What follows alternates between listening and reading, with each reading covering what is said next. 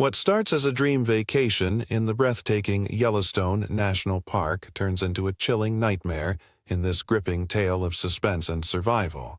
Emely and her teenage daughter Chloe are captivated by the park's beauty, but a ranger's ominous warning about the dangers of the hot springs goes unheeded.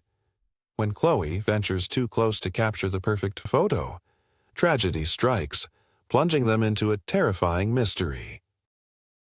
As the initial search unfolds, unsettling clues emerge. Their belongings found far from the scene, a hidden trail leading into the wilderness, and a witness's chilling description of a stalker. Secrets unravel, revealing a twisted web of obsession and danger lurking beneath Yellowstone's stunning facade. Will Emely and Chloe be found? And what is the stalker's horrifying agenda? Prepare to be on the edge of your seat as this story unfolds, packed with suspense, emotional twists, and a chilling reminder of the wild's unforgiving power. Don't miss a single heart-pounding moment. Watch the full video to uncover the truth, and if you enjoyed the story, please give it a thumbs up, leave a comment below, and subscribe to the channel for more thrilling tales. The crisp mountain air of Wyoming tasted like freedom to Emely, a stark contrast to the stale, recycled atmosphere of her Dallas office.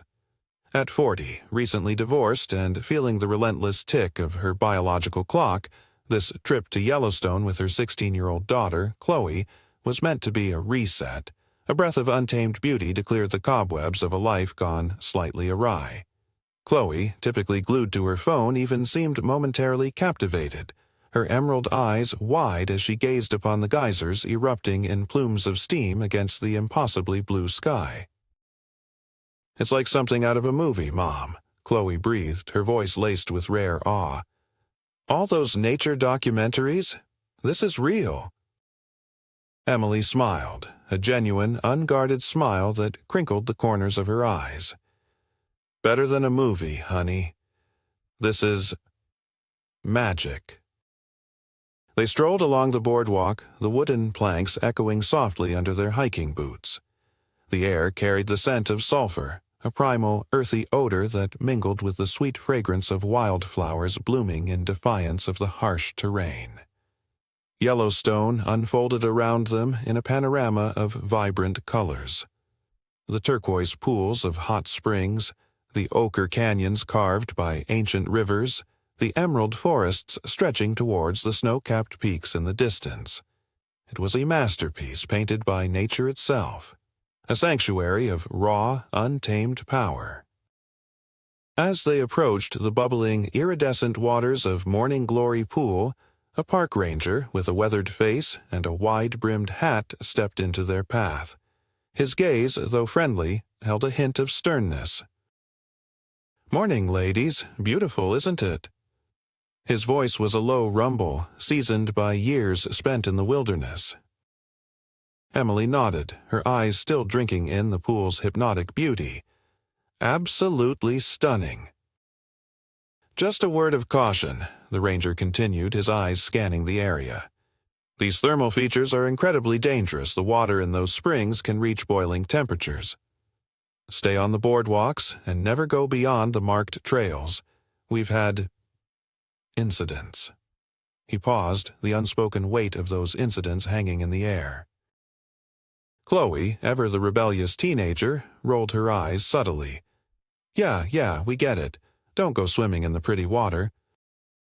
Emely, however, felt a flicker of unease. There was something in the ranger's tone, a gravity that belied Chloe's flippant dismissal. But the allure of Yellowstone's beauty was strong, a siren song that easily drowned out the whispers of caution. "We'll be careful," Emely assured the ranger, her voice a touch too bright, too dismissive. "We're just taking pictures." The ranger's gaze lingered on them for a moment longer, a silent plea for them to truly understand the gravity of his warning. Then, with a slow nod, he moved on, leaving Emely and Chloe alone once more with the captivating, yet treacherous wonders of Yellowstone. The wind picked up, carrying with it the faint scent of danger, a subtle reminder that even in paradise, peril could lurk beneath the surface. The boardwalk snaked its way around the grand prismatic spring, a kaleidoscope of fiery oranges, vibrant yellows, and deep blues that seemed to defy the very laws of nature. Steam rose in ethereal clouds, obscuring the far side of the spring in a hazy, dreamlike veil. Tourists jostled for position, their cameras clicking and whirring, each desperate to capture the perfect image of this otherworldly spectacle. Chloe, however, was growing restless with the crowd. Her artist's eye, always seeking a unique perspective, was drawn to the spring's edge where the vibrant colors met the stark, bleached earth. "Mom, look, right there," she exclaimed, pointing towards a spot where the boardwalk curved away from the spring. "If I could just get a shot from there, it would be amazing. The colors are so much more intense." Emily, scrolling through her phone, barely glanced up. "Honey, you know what the ranger said. Stay on the boardwalk." "But Mom, it'll only take a second. I won't go far, I promise." Chloe's voice held the familiar whine of teenage persuasion, a weapon honed over years of negotiation. Emily sighed, her attention still divided. Her phone buzzed insistently. It was her ex-husband, Mark. He'd been leaving a flurry of voicemails since their arrival in Yellowstone, each one a thinly veiled attempt to rekindle their fractured relationship. She felt a familiar mix of annoyance and guilt. "Just stay where I can see you, okay?" Emily said distractedly, already tapping the screen to silence the incoming call. "And hurry up. I wanted to get to Old Faithful before sunset." Chloe's face lit up. "Yes, best mom ever." With a nimbleness that belied the warning signs, Chloe slipped under the wooden railing and onto the narrow strip of earth bordering the spring. The ground there was a pale, chalky white, crusty and fragile-looking. Emily, her focus now entirely consumed by the insistent ringing of her phone, only registered Chloe's movement peripherally. "Mark, what is it? I'm kind of busy," Emily said into the phone, her voice sharp with impatience. She turned her back to the spring, pacing slightly as she argued with her ex. The beauty of Yellowstone faded into background noise, replaced by the familiar friction of their strained communication. Meanwhile, Chloe edged closer to the spring, her eyes fixed on the viewfinder of her camera. The heat radiating from the water was intense, the air thick with the smell of sulfur. She could feel the fragile crust beneath her feet crumbling slightly with each step, but the lure of the perfect shot was too strong to resist. "Just a little closer, a little more to the left," she muttered to herself, framing the shot. The colors of the spring swirled before her, a mesmerizing dance of life and death. Suddenly, the ground beneath her gave way with a sickening crack. The camera slipped from her grasp as she plunged into the scalding depths, her scream cut short by the hiss of the water. The phone slipped from Emily's numb fingers, clattering uselessly onto the boardwalk. The argument with Mark. There was a sickening crack, a sound like splintering bone mixed with the hiss of escaping steam, and then Chloe was gone. A high-pitched scream tore from Emily's throat, a sound of pure, unadulterated terror that shattered the serene beauty of Yellowstone. It echoed across the boardwalk, cutting through the murmurs of the other tourists, silencing the clicking of cameras. But Chloe's answering cry never came. There was only the hiss of the spring, the relentless bubbling of the water, as if the earth itself had swallowed her whole. Panic seized Emily, a cold, paralyzing grip that squeezed the air from her lungs. She stumbled towards the edge of the boardwalk, her legs refusing to obey her commands. The vibrant colors of the spring, moments before so beautiful, now seemed malevolent, a swirling vortex of death.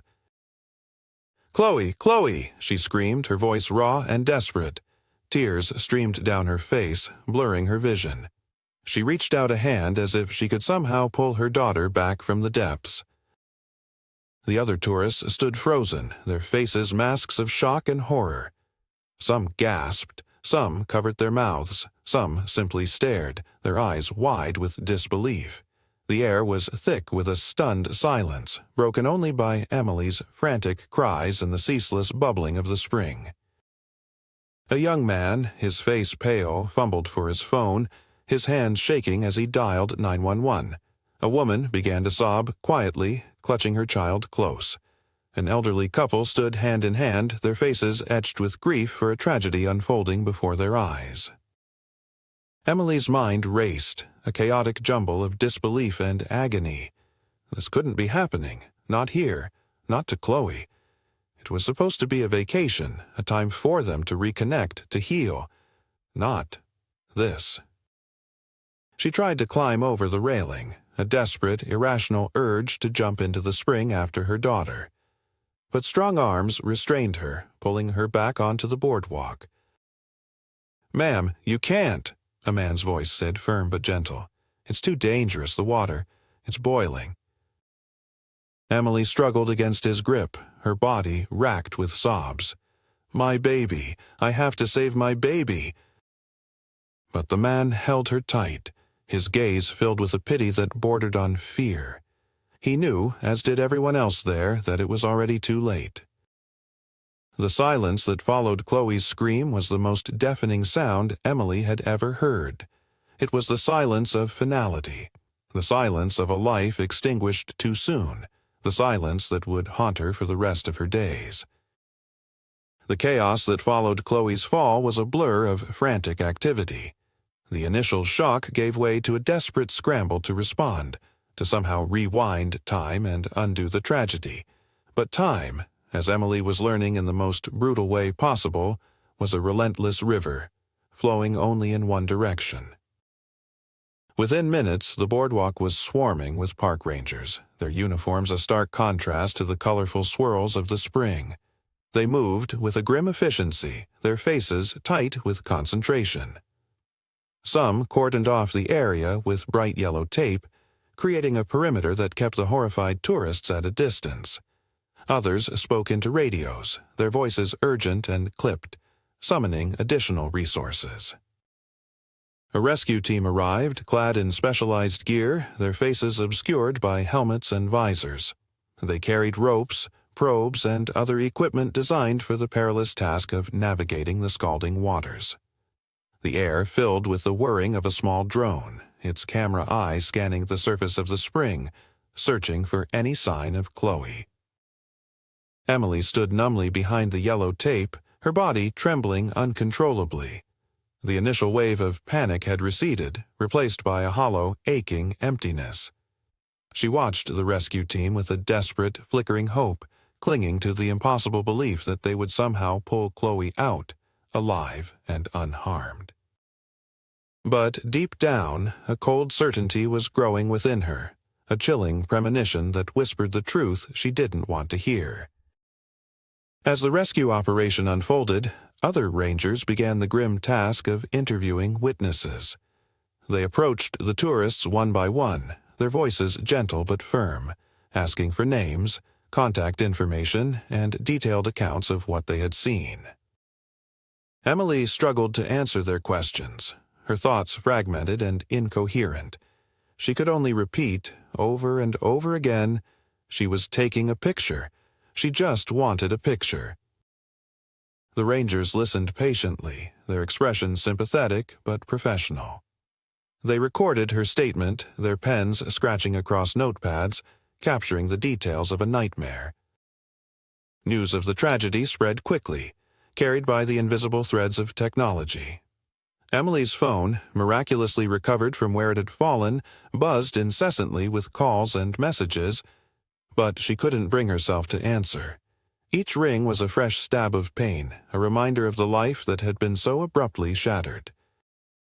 Late that afternoon, as the sun began to cast long shadows across the park, a small plane touched down at a nearby airstrip. A figure emerged from the aircraft, his face etched with a mixture of grief and disbelief. It was David, Chloe's father. He arrived at the scene of the accident with a police escort, his eyes scanning the area with a desperate urgency. He found Emily standing like a ghost, her gaze fixed on the still, swirling waters of the spring. Their reunion was devoid of words. They simply clung to each other, two broken souls seeking solace in shared grief. The weight of their loss hung heavy in the air, a palpable presence that overshadowed the beauty of Yellowstone. The rescue operation stretched into the night, the beams of floodlights cutting through the darkness, illuminating the swirling steam and the grim faces of the searchers. But as the hours ticked by, hope dwindled with each passing minute. The truth about Yellowstone's thermal features was a harsh reality that began to sink in. These were not mere hot springs as the brochures often portrayed them. They were cauldrons of superheated water, laced with corrosive acids, capable of dissolving organic matter in a matter of hours. Rangers spoke in hushed tones of past incidents, of tourists who had strayed too close and suffered horrific burns, of bodies that were never fully recovered. The spring, in all its vibrant beauty, was a silent killer, a testament to the raw, unforgiving power of nature. Emely and David remained at the edge of the cordon, their eyes fixed on the rescue efforts, their hearts heavy with a grief that defied description. They stood apart, yet bound together by an invisible thread of shared agony. For Emely, the guilt was a crushing weight, the memory of her distraction, her impatience, her dismissal of the ranger's warning played on an endless loop in her mind. If only... The words echoed in her thoughts, a litany of what-ifs that offered no solace. She had failed as a mother, and the consequences were unimaginable. David, usually a man of quiet strength, was consumed by a desolate despair. He had always been the protector, the provider, the one who fixed things.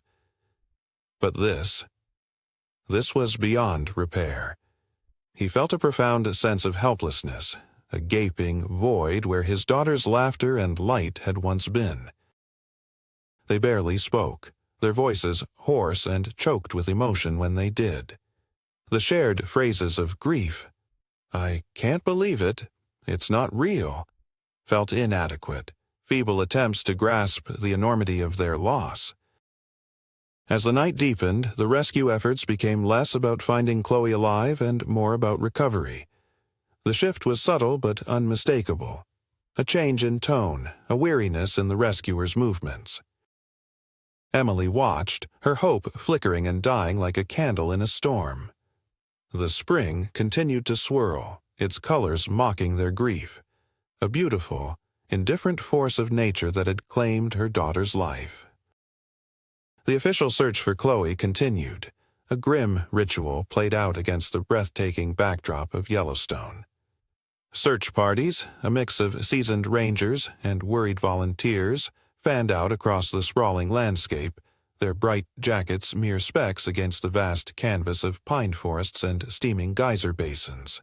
Emely, her face etched with a permanent shadow of fear, clung to each update, her hope flickering like a candle in a strong wind.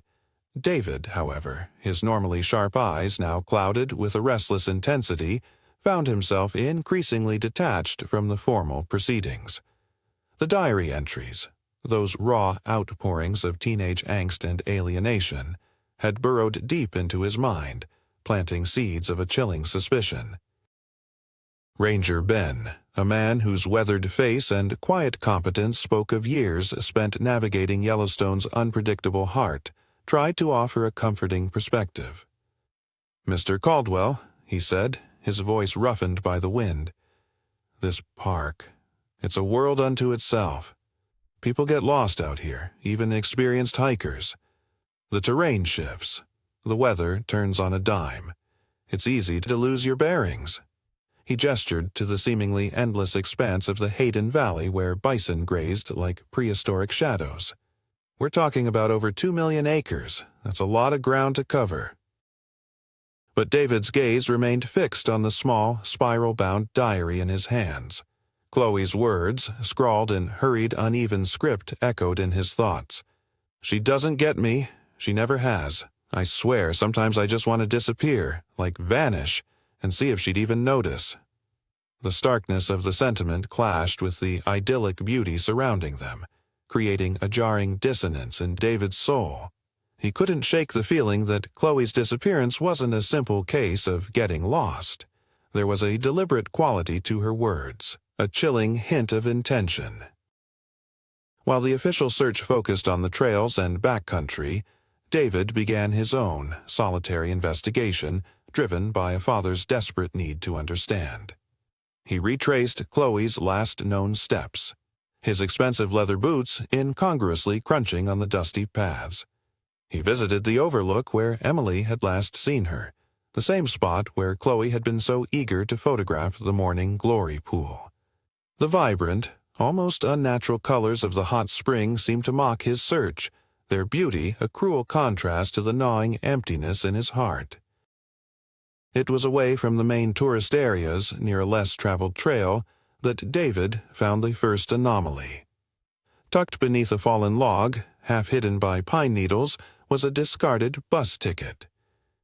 The destination: Bozeman, Montana. A wave of unease washed over David. Bozeman was hours away, in the opposite direction from their hotel. Why would Chloe be heading there? His fingers trembled as he carefully unfolded the ticket. The date confirmed it was purchased the day of Chloe's disappearance.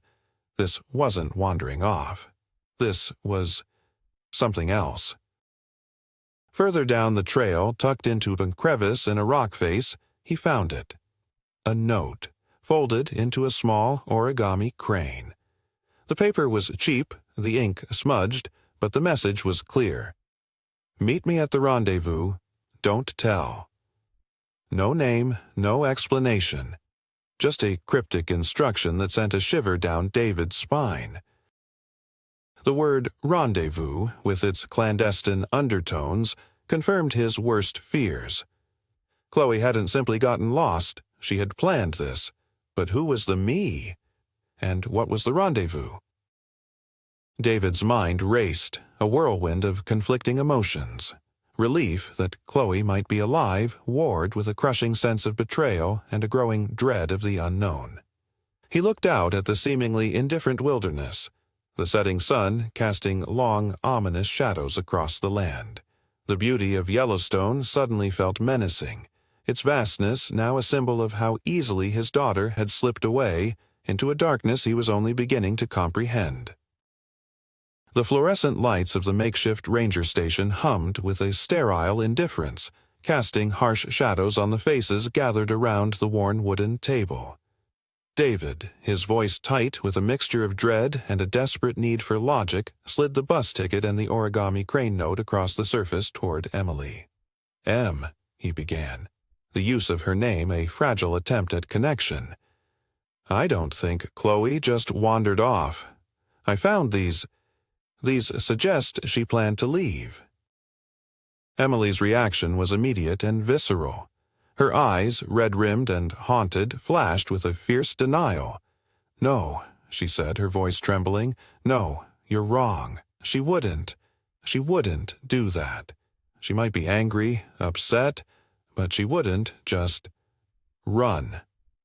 She reached out, her fingers tracing the delicate folds of the crane as if it were a fragile piece of evidence that could shatter under her touch. David sighed, the weight of the past weeks pressing down on him. Look at the note. Meet me at the rendezvous. Don't tell. That's not the language of someone who's lost. That's a plan, a secret. He pushed the diary closer to her, the pages filled with Chloe's spiraling thoughts. And the diary. It's filled with anger, with feeling like we don't understand her. A wave of pain washed over Emily's face, her defenses crumbling. I tried, she whispered, her voice barely audible. God, David, you know I tried. But she just pushed me away. Everything I did was wrong. The air in the room thickened with unspoken accusations and regrets, the weight of their fractured family history pressing in on them. A series of quick flashbacks flickered through David's mind, sharp fragments of memory that painted a vivid picture of the growing rift between Emely and Chloe. Chloe, 14, her face flushed with teenage rebellion, standing in Emily's photography studio surrounded by stunning images of wildlife.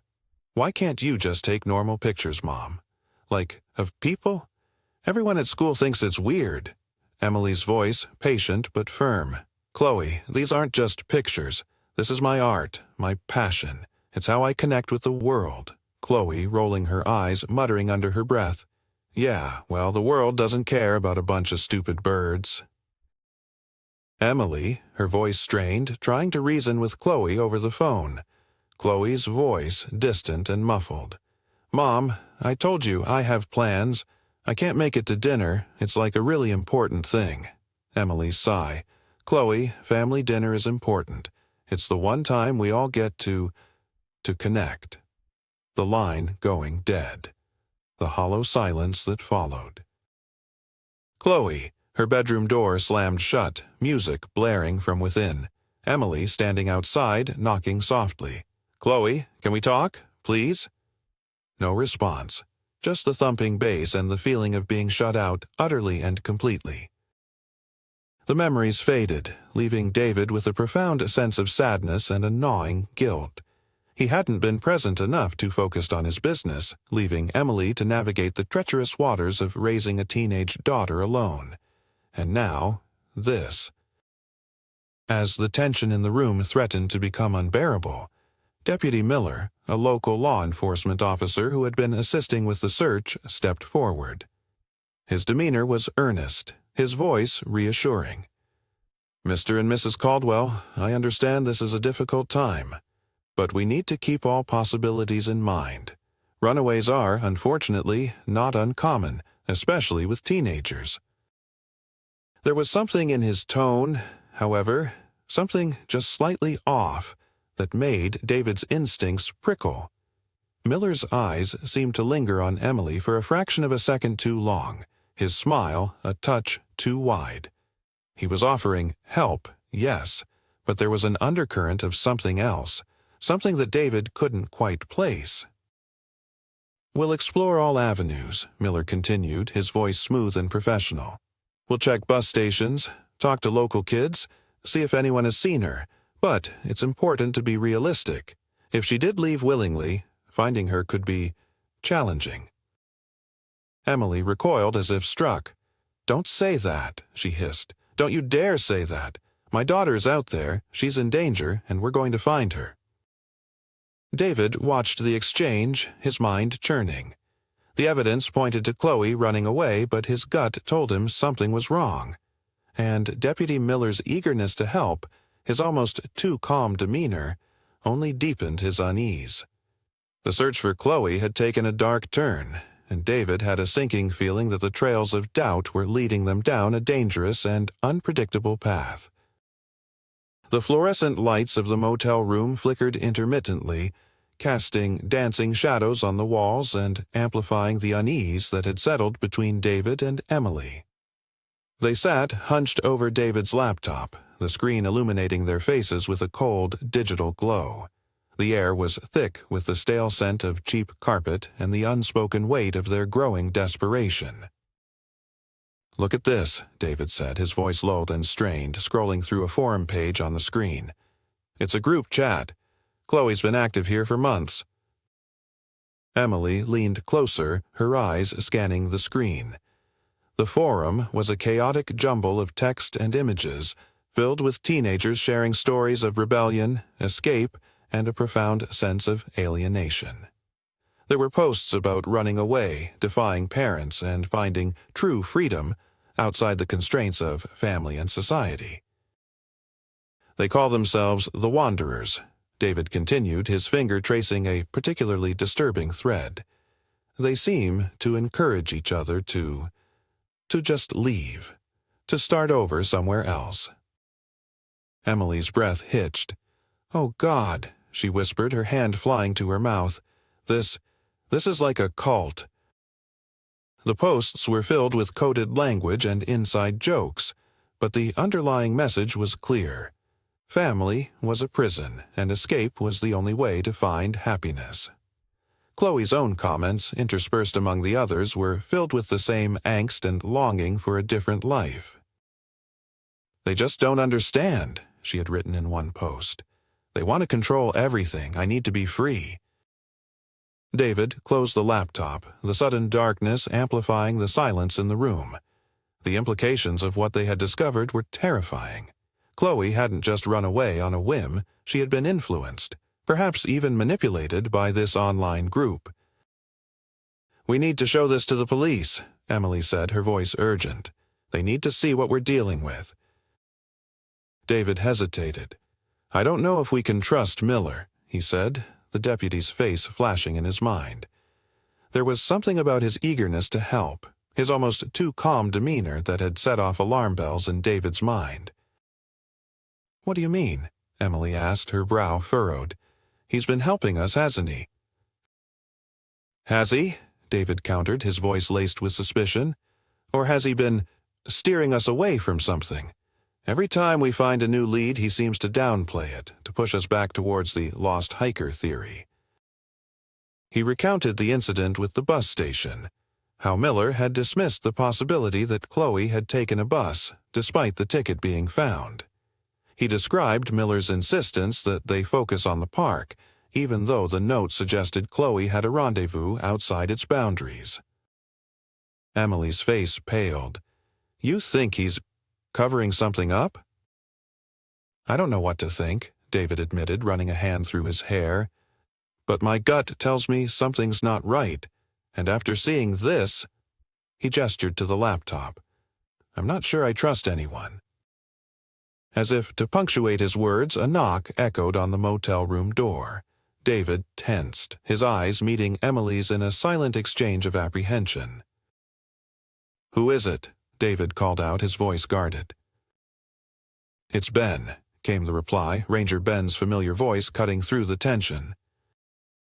David opened the door, relief washing over him at the sight of the ranger's weathered face. Ben stepped inside, his eyes scanning the room, taking in their anxious expressions. "I wanted to check in," he said, his voice low. "I know this is a difficult time." David nodded. "We just found something," he said, gesturing to the laptop. He quickly explained their discovery of the Wanderer's form and their growing suspicions about Deputy Miller. Ben listened intently, his expression growing increasingly grave. When David finished, he sighed heavily. "You're right to be cautious," he said. "This area, it's complicated. There are things that happen outside the park that, well, it's best not to get involved." He leaned closer, his voice dropping to a near whisper. "There are people who prey on vulnerable kids, runaways. They offer them a place to stay, a new family, but it's a trap. They end up in dangerous situations, exploited, sometimes even worse." A shiver ran down Emily's spine. "Worse? What do you mean?" Ben hesitated, his gaze shifting to the window as if afraid of being overheard. "I've seen things," he said quietly. "Kids disappearing, turning up months later, changed, broken. Some never turn up at all." He looked at David and Emely, his eyes filled with a mixture of warning and compassion. "You need to be careful. If Chloe is involved with these people, you're entering a world you don't understand. And Deputy Miller, I wouldn't trust him any further than I could throw him." His words hung in the air, heavy with unspoken threats and the chilling reality of the dangers they faced. The search for Chloe had taken a dark and treacherous turn, and David and Emely were beginning to realize that the shadows of suspicion were far deeper and more sinister than they could have imagined. The sterile environment of the internet cafe felt jarringly out of place in the rustic town. David, his face haggard and his eyes burning with a desperate intensity, hunched over the keyboard, his fingers flying across the keys. Emely stood behind him, her hand resting lightly on his shoulder, a silent offering of support. The air was thick with the cloying scent of cheap coffee and the low hum of outdated computers. "This is taking too long," David muttered, his voice tight with frustration. "There has to be a faster way." Since Ranger Ben's warning, the urgency of their search had intensified. The possibility that Chloe was not just a runaway but a vulnerable target for exploitation had lit a fire under David, pushing him to use every resource at his disposal. His wealth, usually a source of comfort and control, now felt like a tool he wielded against an invisible enemy. He had contacted a cyber expert, a man known in certain circles for his ability to unravel digital mysteries. The expert, operating from the shadows of the internet, had agreed to help, promising to delve into Chloe's online activity and track her digital footprint.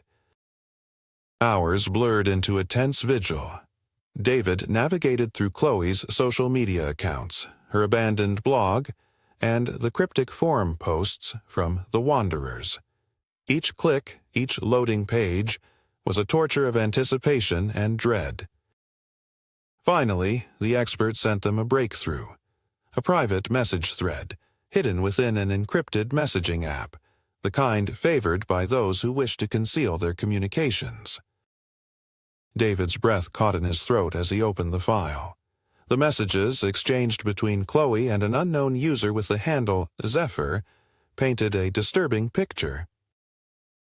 "They're filled with the same rhetoric as the forum," David said, his voice trembling slightly. "The same talk of escape, of leaving everything behind." Emely leaned closer, her eyes scanning the screen. Chloe's messages were a mix of teenage angst and a desperate yearning for connection. She spoke of feeling trapped, misunderstood, and suffocated by her life. "You're the only one who gets me," Chloe had written to Zephyr. "They just want to control me. With you, I can be free." Zephyr's responses were carefully crafted, offering Chloe a seductive vision of a new life, a place where she would be accepted and loved unconditionally. There were promises of adventure, of a chosen family, and of a future where she could finally be herself. "Come with me," Zephyr had written.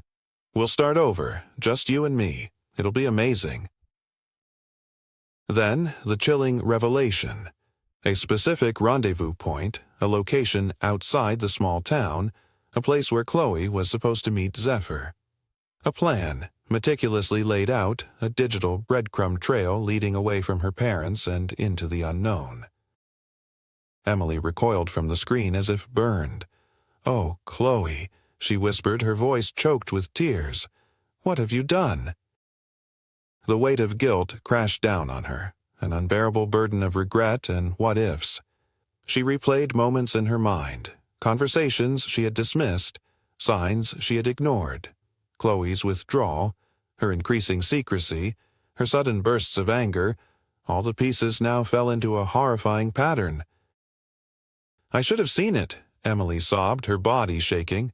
"I should have known. I was so focused on my own problems, on my work, on everything else. I failed her." David pulled her close, his own heart aching with a mixture of fear and a desperate need to hold his family together. "Don't say that, Em," he said, his voice hoarse. "We both did. But we're going to fix this. We're going to find her." But as he held Emely, a cold knot of dread tightened in his stomach. The digital trail had led them to a dangerous precipice, and he knew, with a chilling certainty, that the real journey was only just beginning. The GPS coordinates, painstakingly extracted from the encrypted messages, led David and Emely down a winding dirt road that snaked away from the town, deeper into the desolate countryside. The landscape was a patchwork of scrubland and skeletal trees, the silence broken only by the crunch of their rented SUV's tires on the gravel. An unsettling isolation pressed in on them, a feeling of being utterly cut off from the world. The road ended abruptly at a dilapidated farmhouse, its windows like vacant eyes staring out at the encroaching twilight. A rusted pickup truck sat in the overgrown yard, its presence the only sign of recent habitation. The air hung heavy with a sense of decay and abandonment. David killed the engine, the sudden silence almost deafening. He and Emely exchanged a long, apprehensive look. This was it, the rendezvous point. But there was no sign of Chloe. They approached the house cautiously, the floorboards groaning under their weight. Inside, the air was thick with dust and the scent of mildew. Furniture lay overturned and cobwebs draped across every surface. It was clear the house had been abandoned for some time. In the back room, however, they found signs of more recent activity. A sleeping bag, some discarded food wrappers, and a collection of maps spread across a rickety table. And there was a young man, startled by their intrusion. He was thin, with nervous eyes and a shock of dyed black hair. He looked around Chloe's age. Fear flickered across his face as he backed away. "Who are you?" David demanded, his voice rough. "Where's Chloe? Where's my daughter?" The young man shook his head, his voice trembling. "I don't know any Chloe. I was just passing through. Needed a place to crash." Emily stepped forward, her voice pleading. "Please, we just want to find her. She's only 15. She's in danger." But the young man's story crumbled under David's relentless questioning. He admitted to communicating with Chloe online, to promising her a new life, a place where she could escape her troubles. But he insisted that she never showed up, that he'd been waiting for her just like they had. As David pressed him for more information, his phone rang. He hesitated, then answered. His face went white. He listened for a moment, then his eyes met Emily's, and David knew with a sickening certainty that something was terribly wrong. "It's them," David said, his voice flat. "It's the Rangers." Emily's breath hitched. "What? What is it?" David's voice cracked as he delivered the news. They found a body in Yellowstone. They think it's Chloe. They said it was near one of the geysers. The world seemed to tilt on its axis. The squalid room, the frightened young man, the desolate landscape. All of it faded into a blur as grief, raw and agonizing, tore through Emily. She crumpled to the floor, a broken sob escaping her lips. David stood frozen, his mind refusing to process the words. Chloe? Gone? Drowned in the very place they had come to for a peaceful getaway? It couldn't be.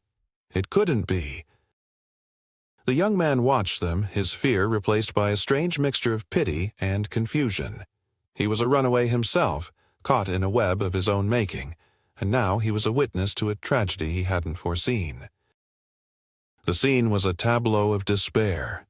A mother consumed by grief, a father paralyzed by shock, and a lost soul caught in the crossfire, all bound together by the cruel hand of fate in the heart of nowhere.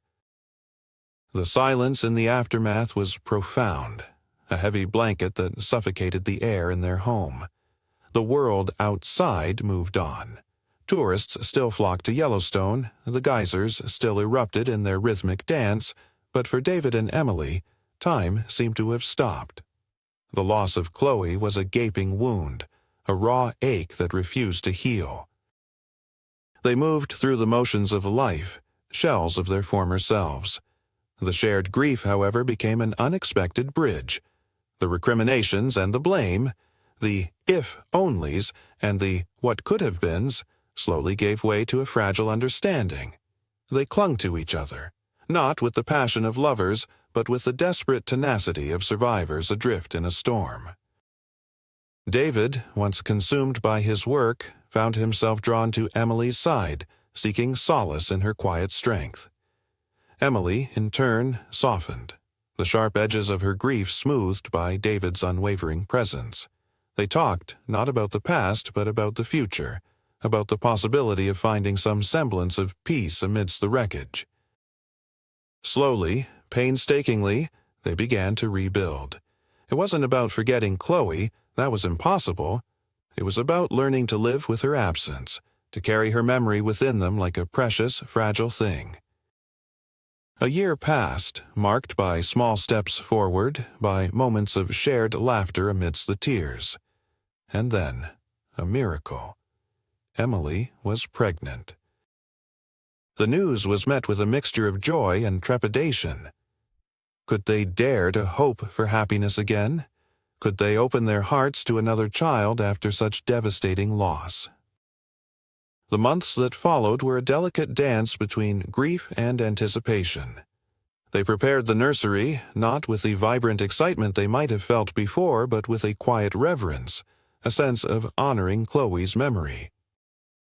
And then she arrived. The delivery room was filled with a hushed awe as the midwife placed the newborn in Emely's arms. A tiny, perfect being, with a shock of dark hair and eyes that held an uncanny depth. David's breath caught in his throat. It was as if time had folded in on itself, as if Chloe had been given back to them, reborn in this new fragile life. The resemblance was startling. The same delicate features, the same mischievous glint in her eyes, the same curve of her lips when she gave a small, contented sigh. They named her Hope. Hope became their anchor, a beacon of light in the darkness. She didn't replace Chloe, but she filled their lives with a renewed sense of purpose. She reminded them that even in the face of unimaginable loss, life could still bloom, that love could endure. Years later, standing in their garden, watching Hope chase butterflies through the flowers, David and Emely would often look at each other and smile. There would still be a shadow in their eyes, a lingering ache for the daughter they had lost, but there would also be a profound sense of gratitude for the daughter they had found, for the love that had sustained them, and for the enduring power of hope to rise from the ashes of despair.